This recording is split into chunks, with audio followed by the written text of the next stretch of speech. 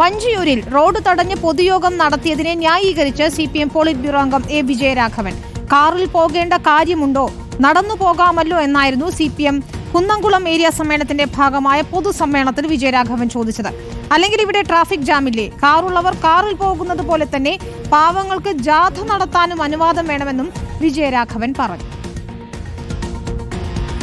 ഏതൊരു റോട്ടേക്കൽ സ്റ്റേജ് എത്തിയാൽ തുടങ്ങിയില്ലേ, അപ്പോഴേക്കും മറ്റേ കേസ് സുപ്രീം കോടതിയിലേക്ക് എന്തിനും ഇവിടെ ഒരു ലോക്കൽ സമ്മേളനത്തിന്റെ പൊതുയോഗത്തിന് സ്റ്റേജ് എത്തി സുപ്രീം കോടതിയിൽ പോയി കേസ് എടുക്കുക, എന്താ കാര്യം? അങ്ങനെയൊക്കെയാണ് വലിയ പബ്ലിസിറ്റി ഇട്ടും. എന്തൊരു ട്രാഫിക് ജാം, അല്ലെങ്കിൽ അവിടെ ട്രാഫിക് ജാം ഉണ്ടായില്ല. ഇപ്പൊ ഇന്ന് ഇവിടെ ഒരു ട്രാഫിക് ജാം ഉണ്ട് നമ്മളെ പൊതുയോഗത്തിന് മുന്നിൽ, അല്ലെങ്കിൽ കേച്ചേരിയിൽ ട്രാഫിക് ജാം ഇല്ലേ? 10 കാർ പോകാൻ എത്ര സ്ഥലം വേണമെന്ന് ആലോചിക്കുക. അത് ആരും പറയുന്നില്ല. ഇവരെല്ലാവരും കൂടി കാർ പോകേണ്ട കാര്യമുണ്ട്, നടന്നു പോയപ്പോൾ 25 കാർ ഇങ്ങനെ കിടക്കുമ്പോൾ നിങ്ങൾ ആലോചിക്കേണ്ട എന്താ? 25 കാർ കിടക്കുന്നു എന്നല്ല, 25 ആളെ ഉള്ളൂ എന്നാ.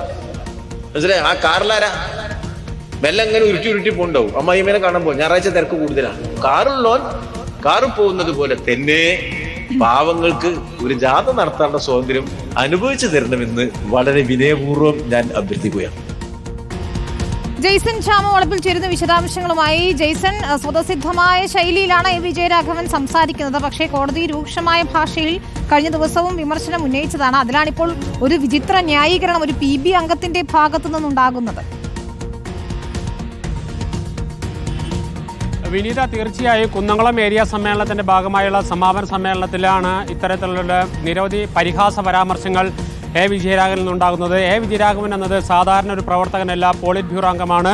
ആ പോളിറ്റ് ബ്യൂറോ അംഗത്തിന് ഈ സംഭവമായി ഉണ്ടായ നടപടികൾ, ഹൈക്കോടതി ഇടപെടലും പോലീസ് കേസെടുത്തതൊന്നും പിടിച്ചിട്ടില്ല, അത് അവർ അംഗീകരിക്കുന്നില്ല എന്ന നിലപാട് വീണ്ടും വിളിച്ചു പറയുകയാണ് അദ്ദേഹം. ഈ പ്രസംഗത്തിലൂടെ തികച്ചും പരിഹാസവും പുച്ഛവും നിറഞ്ഞ ഒരു പ്രസംഗമാണ്. പ്രസംഗത്തിൻ്റെ ഒരു ഭാഗമാണ് ഇപ്പോൾ നാം കേട്ടത്. കാറിൽ ഇപ്പോൾ യാത്ര ചെയ്യുന്നവരെ പരിഹസിക്കുക, അതോടൊപ്പം തന്നെ ട്രാഫിക് ജാം ഉണ്ടാകുന്നതുമായി ബന്ധപ്പെട്ട പരിഹാസങ്ങൾ, ഇത്തരത്തിൽ നിരവധി പരിഹാസങ്ങളുടെ ഒരു സംഗമമായ ഒന്നായിരുന്നു കഴിഞ്ഞ ദിവസമുണ്ടായ പ്രസംഗം. ഏതായാലും ഒരു കാര്യം വ്യക്തമാണ്, ഹൈക്കോടതി ഇടപെടൽ CPMന് ദഹിച്ചിട്ടില്ല. അതോടൊപ്പം തന്നെ അതിന് രൂക്ഷമായ ഭാഷയിൽ പരോക്ഷമായി വിമർശിക്കുക കൂടിയാണ് A. വിജയരാഘവൻ കഴിഞ്ഞ ദിവസം ചെയ്തത്. വിനീത, ജെയ്സൺ, ഏറ്റവും പ്രധാനപ്പെട്ട കാര്യം ഇതിലിപ്പോൾ ലോക്കൽ സമ്മേളനത്തിലും ഏരിയ സമ്മേളനത്തിലും ഒക്കെ ഇത്തരത്തിൽ വേദി ഉണ്ടാക്കുന്നത് സുപ്രീം കോടതിയിലൊക്കെ ചോദ്യം ചെയ്യേണ്ടുന്ന സാഹചര്യമുണ്ടോ എന്നുകൂടി ചോദിക്കുകയാണ്. അതായത് കോടതി ഉയർത്തിയ പരാമർശങ്ങൾക്കെതിരെയൊക്കെ തന്നെ രൂക്ഷമായ ഭാഷയിൽ വിമർശനം ഉയർത്തുമ്പോൾ അത് നിയമപരമായ നടപടികൾ കൂടി നേരിടേണ്ടുന്ന ഒരു സാഹചര്യത്തിൽ എത്തുമോ? അത്തരത്തിലുള്ളൊരു കോടതി ഇലക്ഷൻ നടപടികൾ കൂടി സാധ്യത കൂടി വിളിച്ചു വരുത്തുകയാണ് A. വിജയരാഘവൻ. സ്വാഭാവികമായ ഒരു പൊതു ഇടത്തിൽ വലിയ രീതിയിൽ പന്തൽ കെട്ടി സ്റ്റേജ് കെട്ടി പൊതുയോഗം നടത്തുന്നത് ഒരു കുറ്റകരമായൊരു കാര്യമല്ല എന്ന് അദ്ദേഹം പറഞ്ഞു വെക്കുന്നു. അതിലൂടെ അദ്ദേഹം പറയുന്നത് ഒരു നിയമലംഘനത്തിലുള്ള ആഹ്വാനം കൂടിയെന്ന് വേണം വ്യാഖ്യാനിക്കാൻ. കാരണം പൊതു ഇടം എന്ന് പറയുന്നത് പൊതുജനങ്ങൾക്ക് നടക്കാനും യാത്ര ചെയ്യാനുമുള്ള ഇടമാണ്.